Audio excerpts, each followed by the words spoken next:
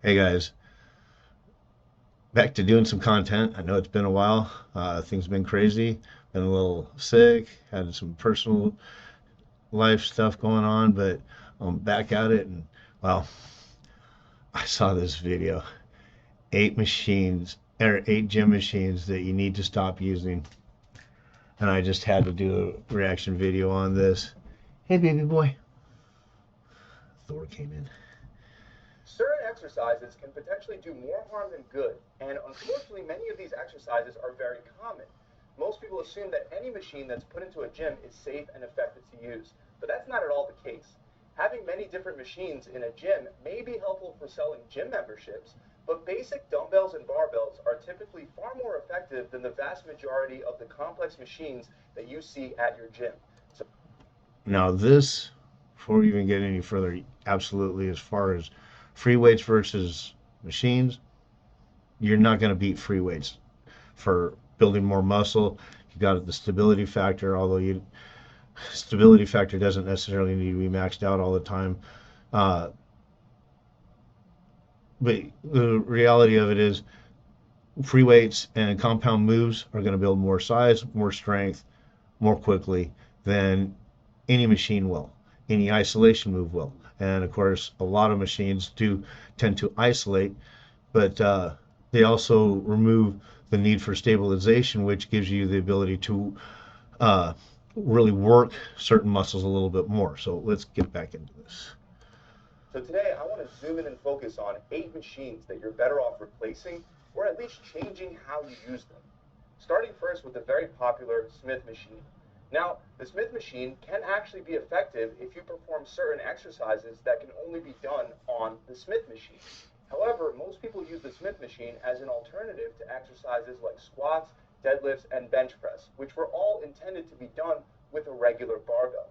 Many people performing these exercises on the Smith machine are under the impression that it'll decrease the risk of injury, but this couldn't be further from the truth.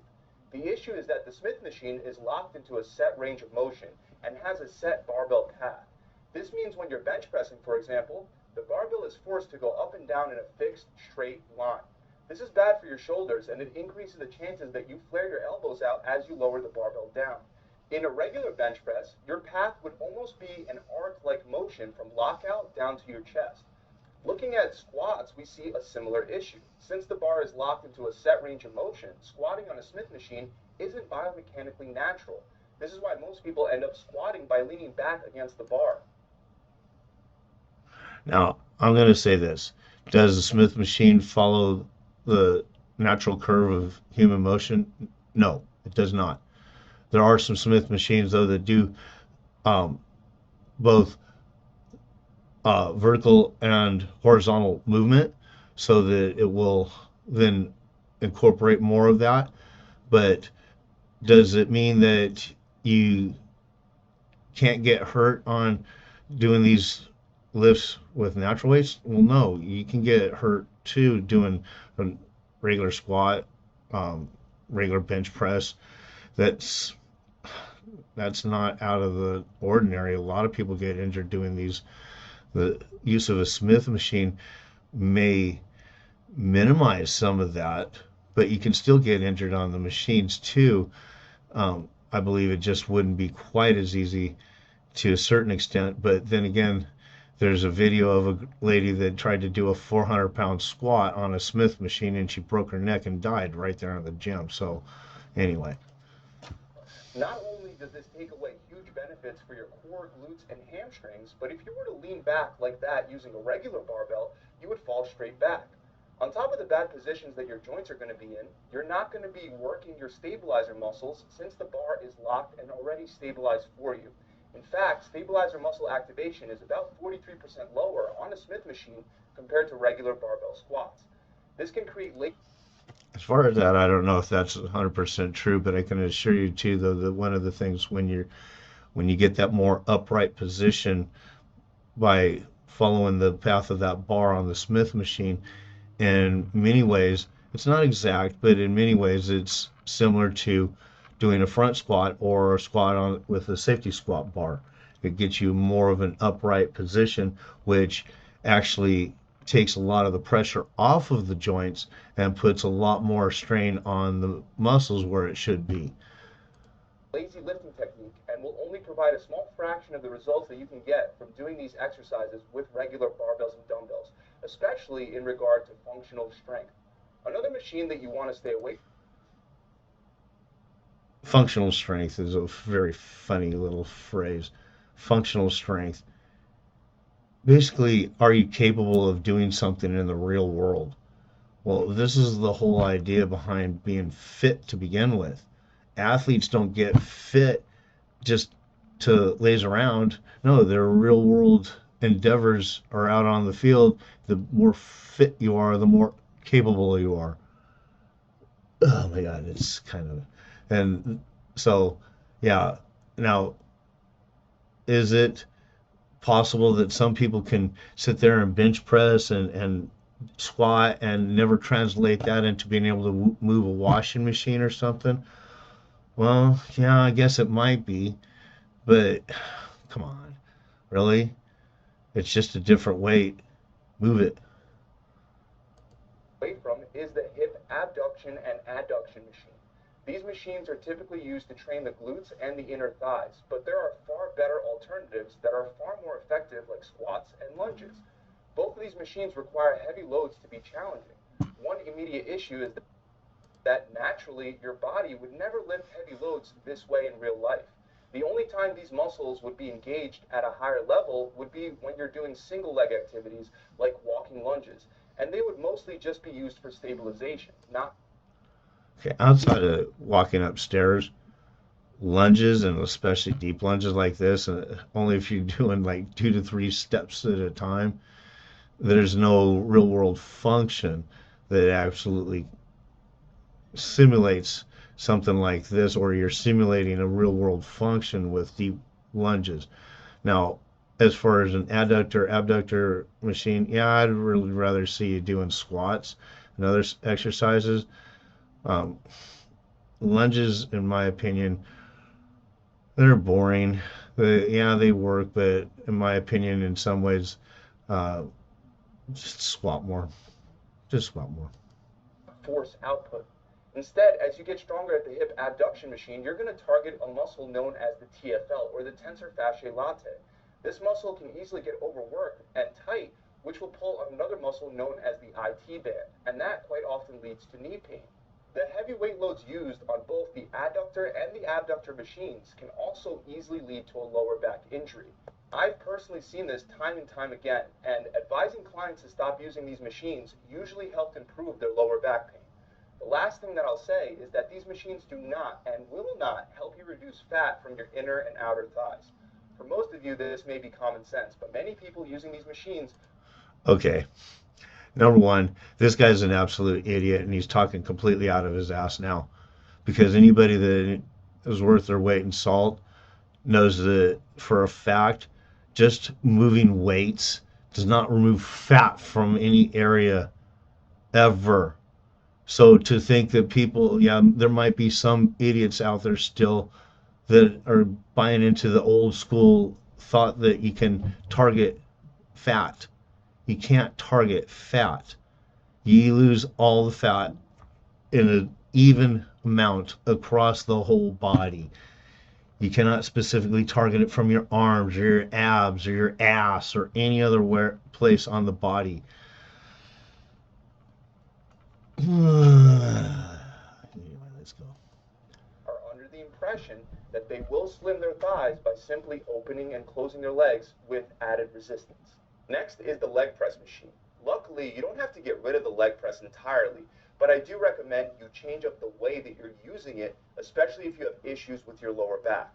Many people believe that the leg press is a safer alternative to barbell squats for your lower back, but that's not at all the case. When doing leg presses, your back is pinned against the pad in a way where it becomes more and more difficult to maintain the natural lumbar curve as your knees bend and come closer to your chest. As you go further and further down, your pelvis will begin to round forward while pinned between the weight and the pad behind you.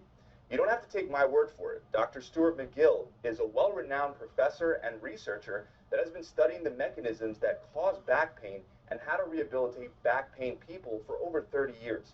And in his book, Low Back Disorders, he clearly states that the leg press sometimes causes the pelvis to rotate away from the backrest when the weight is lowered, leading to lumbar flexion, which produces herniating conditions for your discs. This means that you can only perform short reps in a limited range of motion. And on any given rep that you decide to get that nice stretch by going a little lower down, you run the risk of a serious lower back injury. Most people are better off replacing the leg press with something that allows for. Okay. Now, all right. In my opinion, the leg press is exceptionally safe for your back. Yeah, if you're trying to get really deep knee bends, you might be rotating your hips away from the pad, and yeah, you might be actually putting some discs in a potentially herniated situation, if that's the right way to put it. But man, come on, really? The fucking leg press is one of the most highly recommended for people that have, wait for it, back problems. What the fuck? Seriously? Oh my god. So the machine that's actually been touted to be the most beneficial for those with back problems is now the problem. Fuck. Oh my god. Anyway, let's go. A more full range of motion like squats, lunges, or Bulgarians, which all help develop your posterior chain, your core, and your entire lower body in a way that's more transferable to real life activities like lifting a box off the floor. Get a reverse hyperextension machine. Go to like Titan or Rogue or one of those, and I think Rogue has the Louis Simmons. I think they call it the Cub. It's a portable one. It only runs around $350. Get yourself a reverse hyperextension machine. It'll be awesome for your back, and you'll work your entire rear posterior or the entire posterior chain. When you're squatting, pretty much every muscle is being recruited. Even the stabilizer muscles in your feet are actively preventing you from falling on your face. On the other hand, the leg press is entirely stabilized for you by the machine. With all that said, I know many of you still love the leg press. So after exhausting your legs with something like squats and lunges, you can add 3 or 4 sets of leg press as a finisher at the end of your workout. This way you don't have to use a ton of weight for it to be effective. But this is very important. I recommend that you do it with only one leg at a time while the other leg stays down. By keeping one leg down, you ensure that your pelvis will stay locked and it'll be prevented from rotating as the weight comes down, making it much safer for your lower back. Next is the torso rotation machine, also Okay, known hold as on the a C. second here.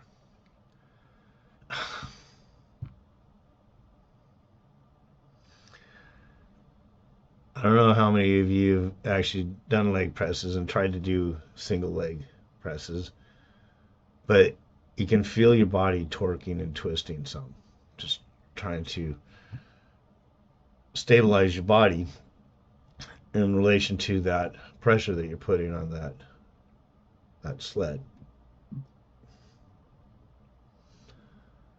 If this guy's intention is to save your back,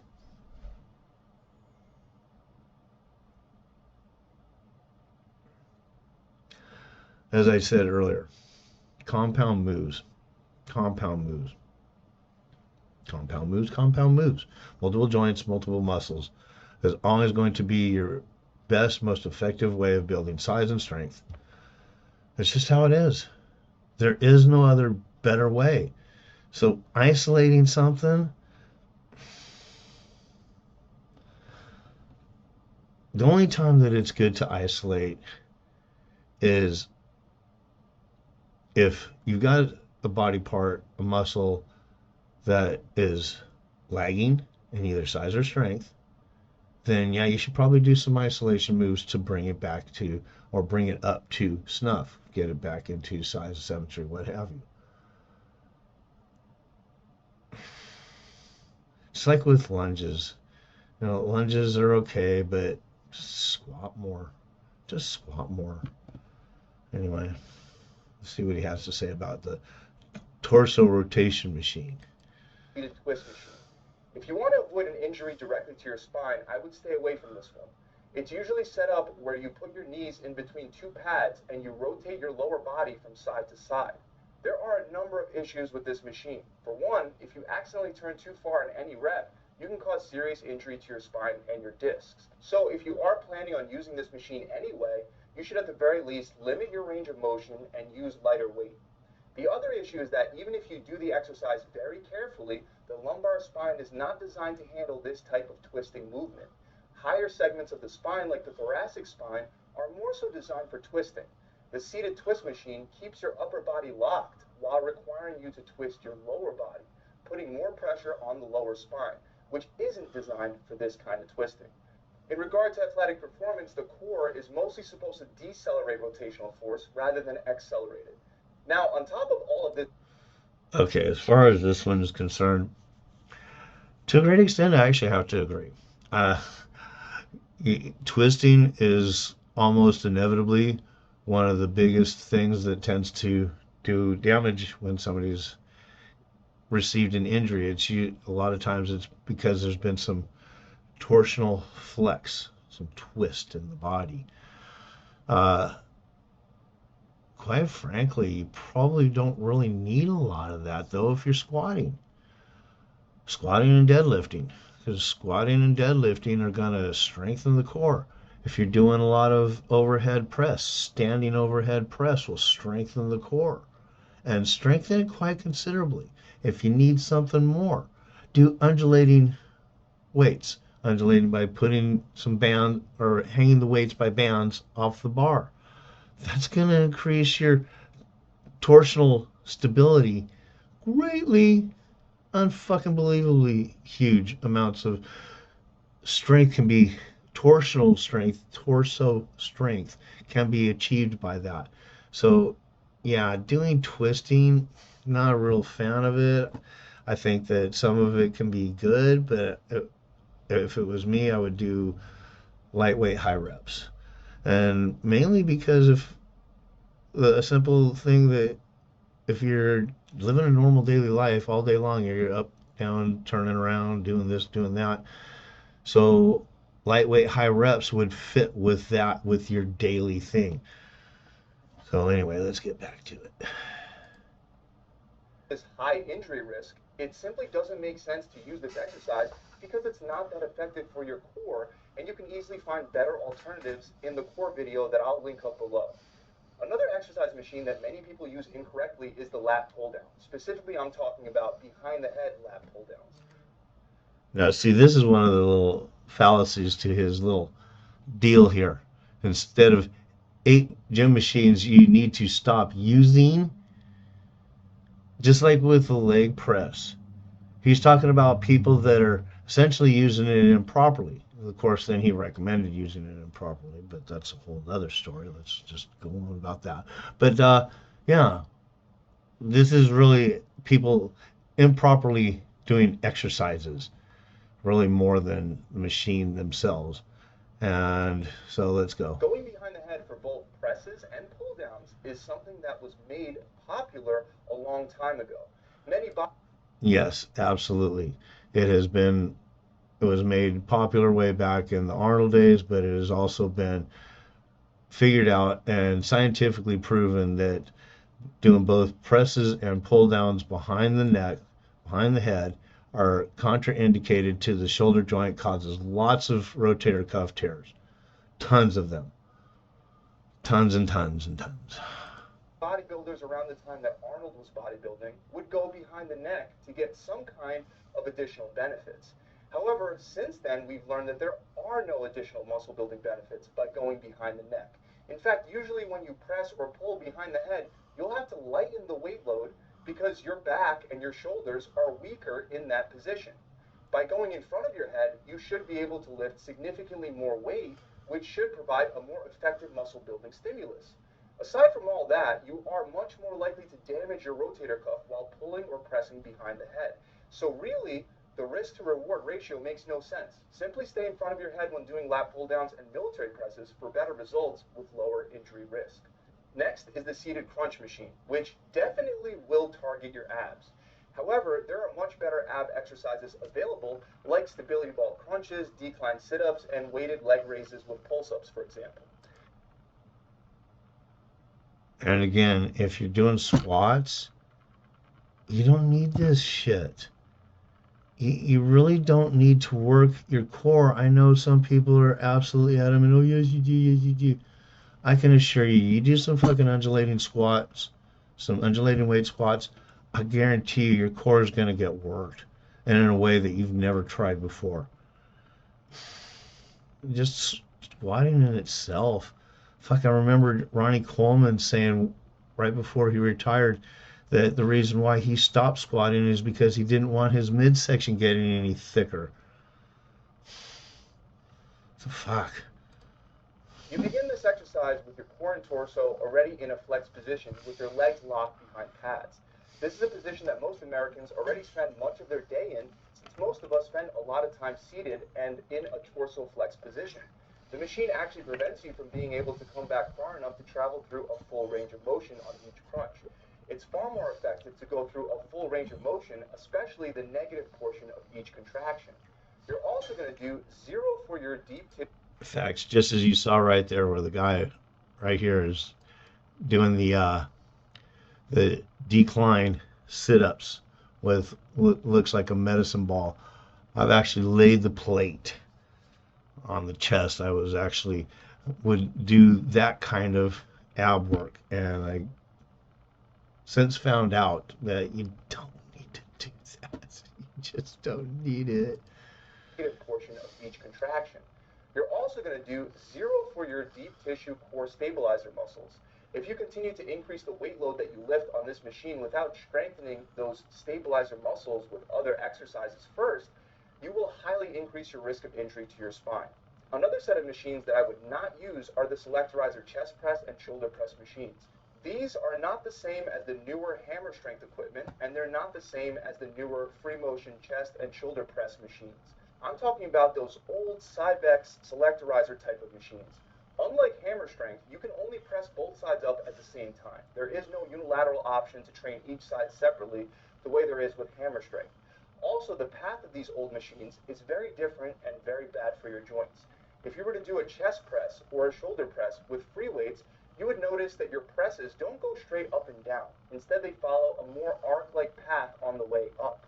These old school selectorizer machines that you see in almost all gyms force your joints to move in a straight line, which over time will irritate and most likely injure your shoulders. There's also no stabilization component involved in these exercises. So while your external muscles like your chest, shoulders, and triceps get stronger, your deeper stabilizer muscles like your rotator cuff get very little stimulation. If you do. Okay, well, as far as old machines versus new machines, and even shit new machines, I'll tell you right now, there's a bunch of shit machines out there. And the fact of the matter is, if just like with the Smith machines, if they're not following the natural path of human movement, there can be problems with this and you can sustain injury. That's just how it is. The reality of it is, if you're dealing with a machine that's less than satisfactory in that kind of regard, excuse me, I would just say drop the weight. Just drop the weight and up the reps if it's not actually causing you serious impingement. That would be about your only option. It's either that or you go do something else. So, yeah, newer machines are definitely much better than the older machines, and you're gonna see even an increase in technology as we go along over the next few years. I'm sure of that, to where you'll see probably some serious improvements to a few things, to where it really pretty much reduces injuries. So anyway, Something functional in real life, or even a slightly I more should say functional upper reduces body injuries exercise, to let's say like a minimum, bench press. Even though your muscles because you can can lift get the hurt weight, on your anything rotator cuff really. could wind up with an injury.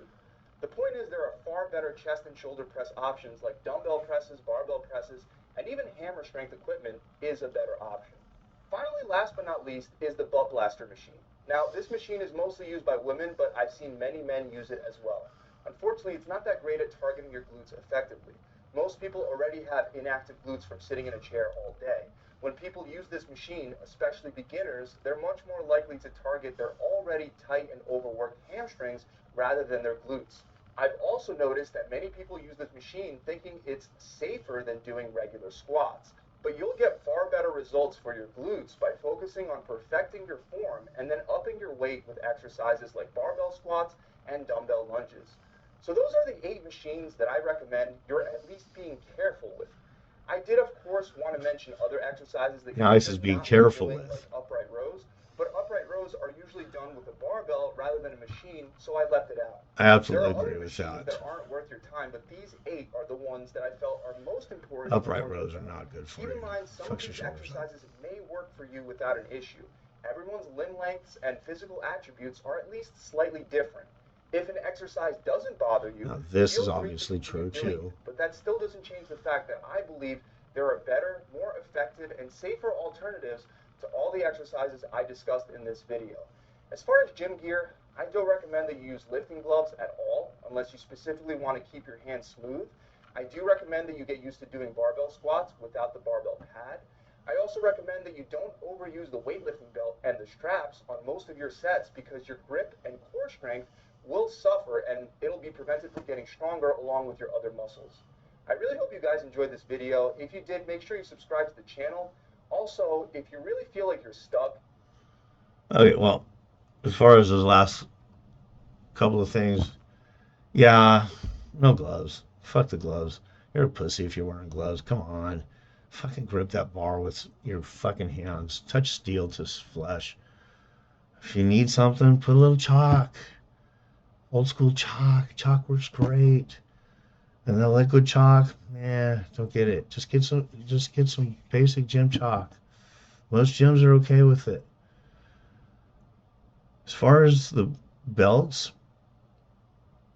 yeah, I see people all the time in the gym fucking wearing belts and they're doing nothing. They're wearing a belt all the time. Well, number one, if you want a strong back, you ditch that fucking belt.